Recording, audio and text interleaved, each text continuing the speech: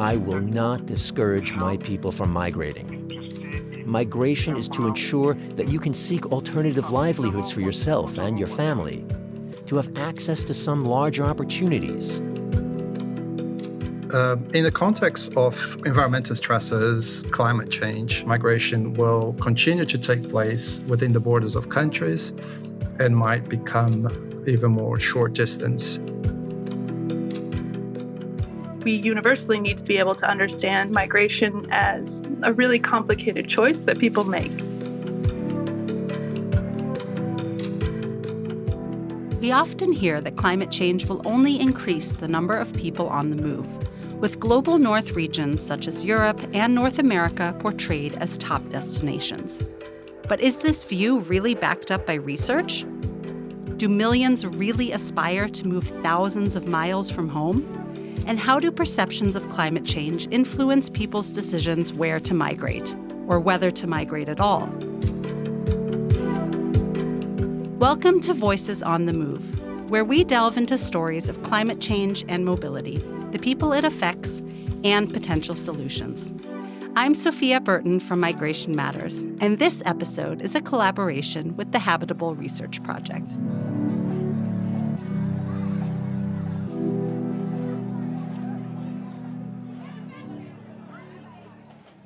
So our parents who were peasant farmers told us that Our parents, who are farmers, made us aware that the only option for us to escape the ladder of poverty is to get educated, to not go through what they are going through. Issa, a man in his 40s, grew up in the small village of Prima in the northeast region of Ghana. The White Volta River runs through the region, providing water for the villages that predominantly rely on small-scale farming. because we left home, Well, feel home. we left home to feel home. So I'm looking for opportunities to get to greater heights, an opportunity to earn more, to ensure that we reach all the needs of the family back home. Issa moved and now lives 700 kilometers further south, in Adenta, a city just outside Ghana's capital, Accra. The work I'm doing. Unfortunately, I'm not satisfied, but it's better than where I was.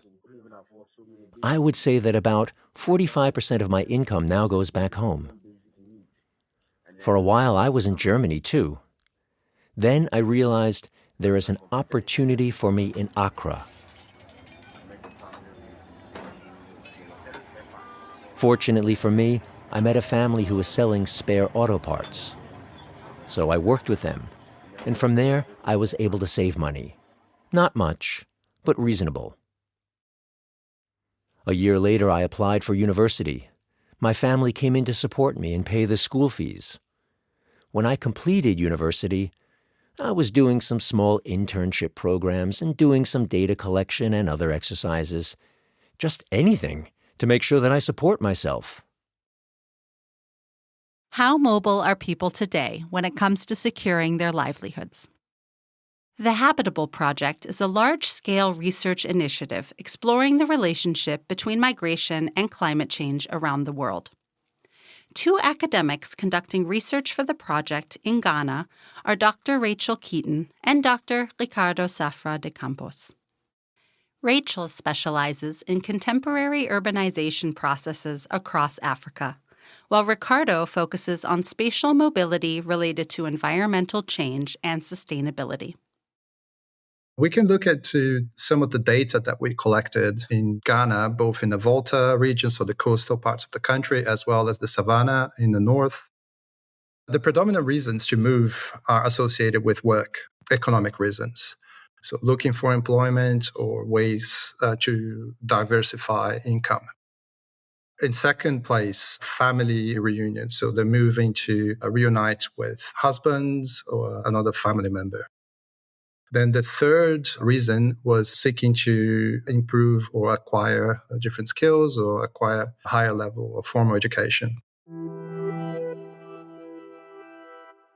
Environmental stresses were ranked very, very low in the order because it's not what people are thinking about when they're asked point blank, what's the main reason for migration? I think currently the village will not. The village I come from currently has a population of about 15,000 people. Considering that my grandmother was born here, this place is special to me. This was a village where our family had a role, where we have our lineage from the royal family, the family of chiefs. So I am very deeply rooted in the community because of my lineage. The people here all farm vegetables, tomatoes, onions, and okra. It's easy to cultivate them in our area, if you have access to water. This region was rich in food. Our founding fathers and the regime established a tomato factory here because at that time there was an abundance of tomatoes.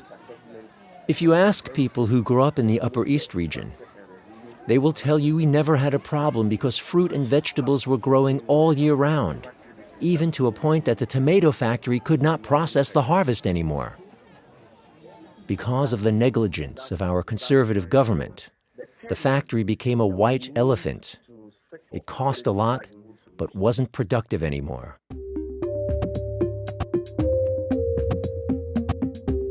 Currently, I stay in Accra, Delta. Currently, I live in the Accra Delta. It's a big city where opportunities abound, opportunities for white-collar jobs and menial jobs, and hustling. The population is around 200,000. One of HABITABLE's main research aims in Ghana is to understand the reasons people cite for leaving their homes. How do individual perceptions of climate change influence these migration decisions? Rachel Keeton explains more. Environmental and climate change, it's almost never given as the main reason that people decide to migrate. Whereas with the method that I'm working with, which is called fuzzy cognitive mapping, which is basically where you're interviewing individuals and creating a mental model of their kind of worldview. It's an entirely different story. It's an open question that says, what were the factors that influenced your decision to migrate? And this is really different than the results you get from a survey with sort of multiple choice answers. So people can say, well, this X, Y, Z. It's because of the differences in the methods and the way they pull information out of people. The fuzzy cognitive mapping adds a lot of nuance to our understanding of the whole kind of climate-related migration in general. They are the families that you depend on. Why not extended family in the north? It's family you depend on. We base ourselves on the extended family system. Everybody comes to support you if you have a need. So for everyone, whenever one person has a problem, it becomes a collective problem. It's a good thing, the collectivity. Even when environmental changes make life harder, that bond to the place where family and community are rooted can greatly influence whether someone decides to migrate, and if so, to where and for how long.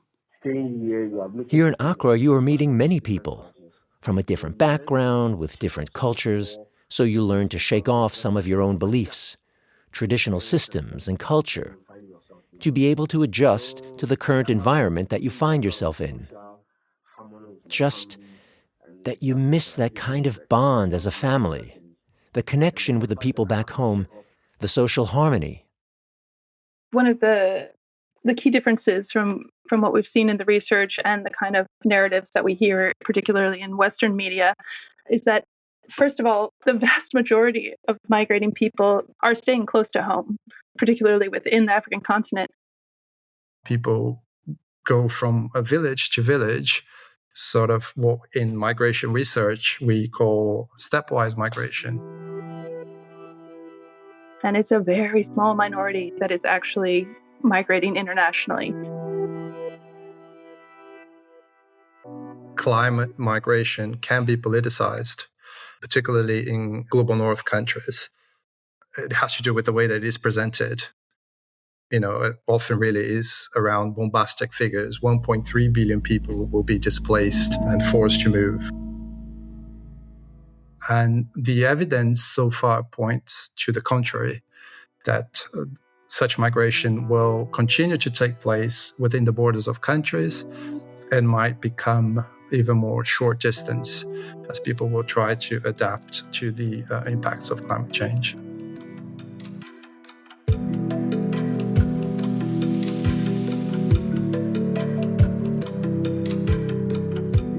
You are listening to Voices on the Move, a podcast on how climate influences people's mobility. First of all, the onus, because you see, what we don't realize, the reason why... I think the onus lies on governments that prioritize actions to mitigate the effects of climate change. It's just that our leaders have not committed to eradicating poverty. They want to appear as if they were fighting. They want to appear like they are working, but they are not really committed to these things.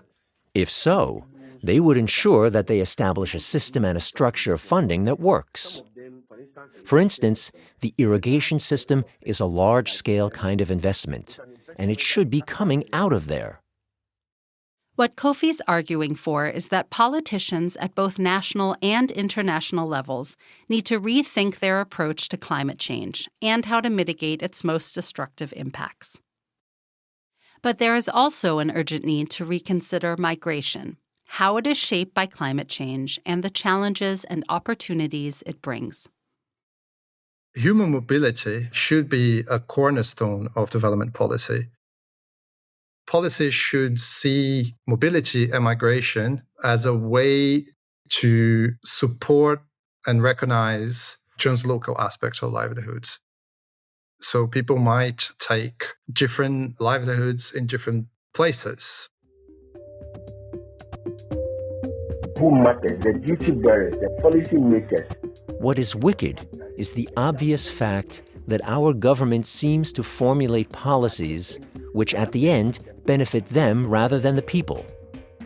People have been voting for leaders who are now misleaders. The Minister of Food and Agriculture should make sure to prioritize more on resources for plants, for food, and jobs. Issa points out a solution that would make a significant difference for the region, providing essential water resources for villages that predominantly rely on small-scale farming. There is a need for a coordinated, structured irrigation system, which cuts into the various rivers that flow within the Northern Territory. The irrigation system should be a calibration system that runs through the communities and makes it possible for more communities to tap into the source so that they can get their water supplies to do their farming.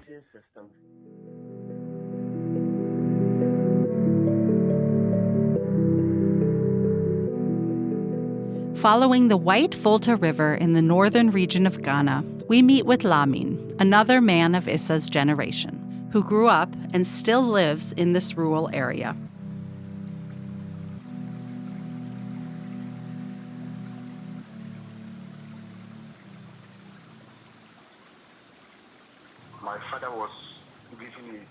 I was born and bred here. Lungbunga is located in the northern region of Ghana. Some communities have fishermen along the White Volta River, which is not far away from the community. In the past, you wouldn't get a car to come here. Yeah, I used to do some crop farming. My family and we used to do some crop farming, soya beans and maize. You know, we weren't farming to sell. Farming was to feed the family. It was just for the family.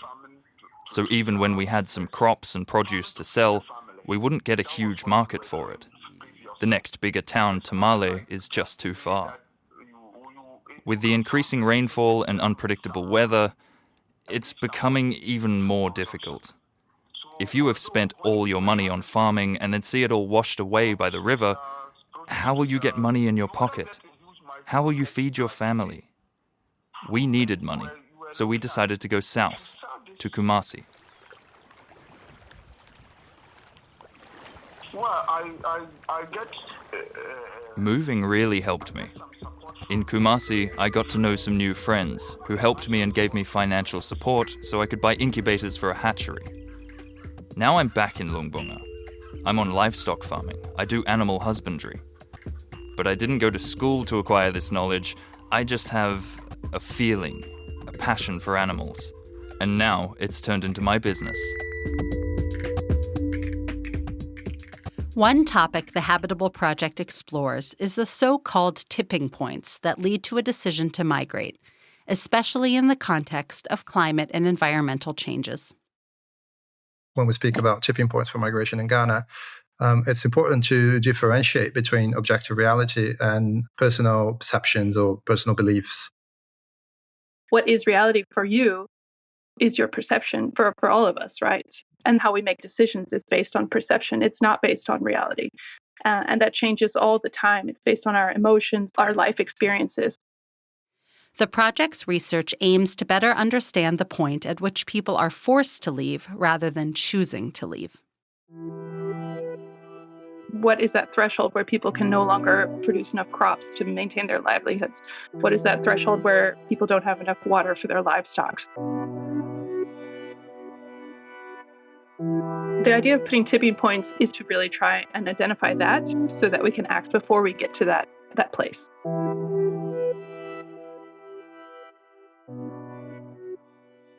And if we understand what that is, we can address it.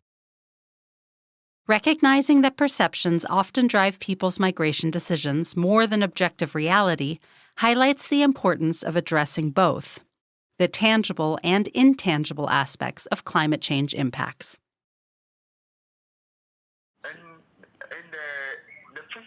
Sure, there is environmental change. In the old days, when there was a cloud in the sky, I could tell you the time that the rain will come. But now, I would have to lie. Yeah, I really can't tell you. The way the White Volta River has been flooding is new. It wasn't so huge like it is today. The floods were always limited to a certain time. Now it's flooded for a month or more. Heavy rainfalls can destroy everything. Floods wash away the soil, the fertile soil in the farm, which is the source for our plants, the source for a good yield. After flooding, it all gets soaked in the water and then rots.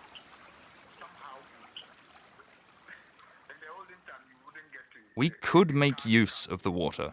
Yeah, we would need the water to rise up over the banks and reach other areas. And therefore, we need an irrigation system, so the water can do a good job for us. Also, for our livestock, it's water we need.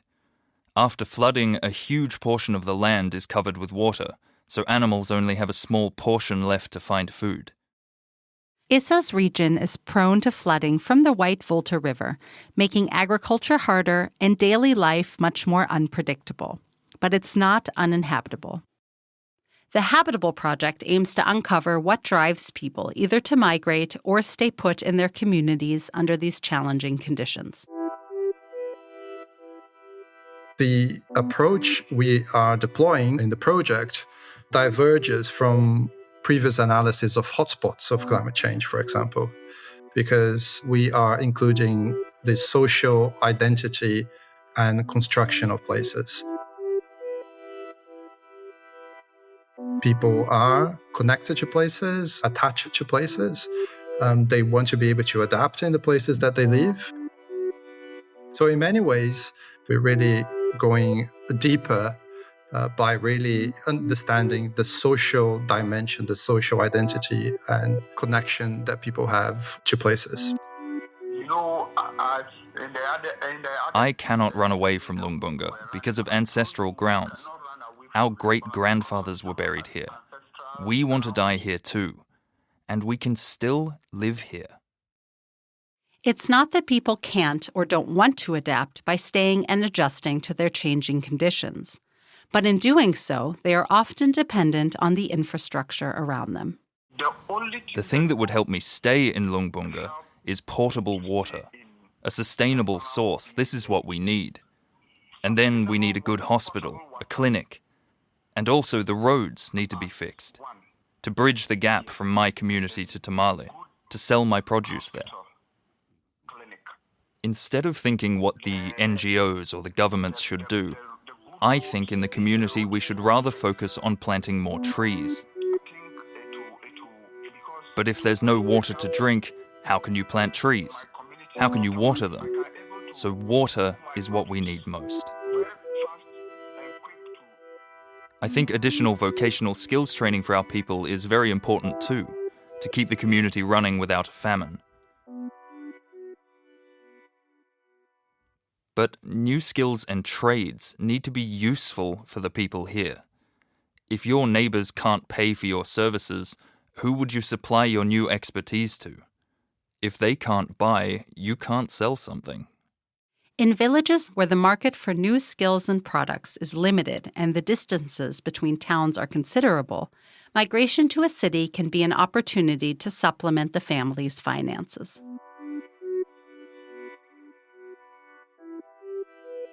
Households might decide to send one of their members to work in Accra for a period of time so that that individual can send remittances back to the household. Remittances being money that migrants send back to support livelihoods. Remittances don't always come in the form of money sent from a migrant to their family back home. As Ricardo explains, there is another common type of remittance. When a migrant goes away, learns new skills, new techniques, is exposed to a different agricultural technologies or improvements, and then brings back that knowledge either through return migration or when that migrant is spending time with their family. This is a different type of remittances, which is known as social remittances. People adapt in many different ways, and mobility is an integral and long-standing part of that adaptability.